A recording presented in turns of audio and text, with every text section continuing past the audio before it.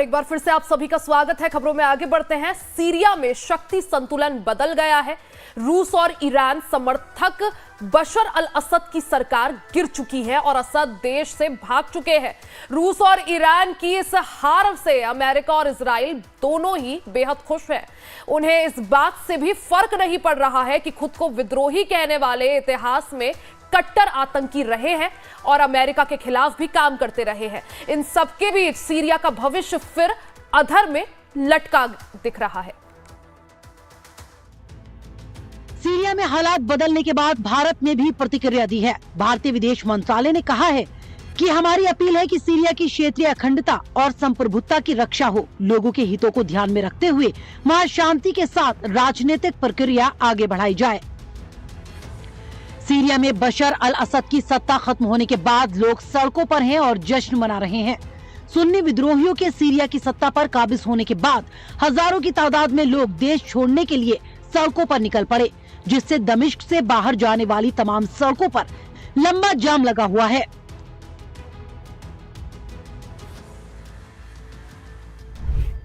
लोगों को डर है कि सीरिया में हालात फिर खराब हो सकते हैं, क्योंकि लोग जानते हैं कि हाल के वक्त में जो खुद को विद्रोही बता रहे हैं वो आतंकवादी ही हैं।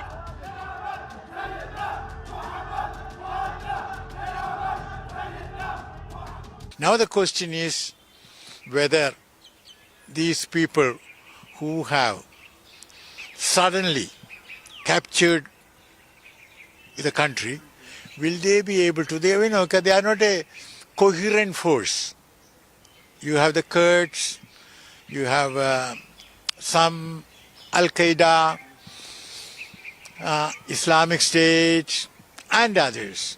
Whether they will remain together and open a new chapter of unity, sanity and development for Syria. Let us hope so, but we have to keep our fingers crossed. Syria पर अब कथित विद्रोहियों का कब्जा है। विद्रोहियों ने दमिश्क की उमैयद मस्जिद से भाषण दिया। ये मस्जिद 1300 साल पुरानी है और दुनिया की सबसे प्राचीन मस्जिदों में से एक है। अपने भाषण में जुलानी ने कहा कि सीरिया में किसी से बदला नहीं लिया जाएगा। सीरिया में सत्ता बदलने के बाद ईरान की भी प्रतिक्रिया सामने आई है। ईरान ने कहा है कि विद्रोही जैसा बर्ताव करेंगे उनसे वैसा ही रिश्ता रखा जाएगा। वहीं इजराइल ने सीरिया में तख्ता पलट के बाद खुशी जाहिर की है। This is a historic day for the Middle East. The collapse of the Assad regime, the tyranny in Damascus offers great opportunity, but also is fraught with significant dangers. This collapse is a direct result of our forceful action against Hezbollah and Iran, Assad's main supporters. It set off a chain reaction of all those who want to free themselves from this tyranny and its oppression. But it also means we have to take action against possible threats. Syria पर विद्रोही काबिज तो हो गए, लेकिन भविष्य क्या होगा ये कहा नहीं जा सकता। 2011 से सीरिया गृह युद्ध में फंसा हुआ है और ये कह देना कि अब सीरिया में सब कुछ ठीक है, जल्दबाजी ही होगी।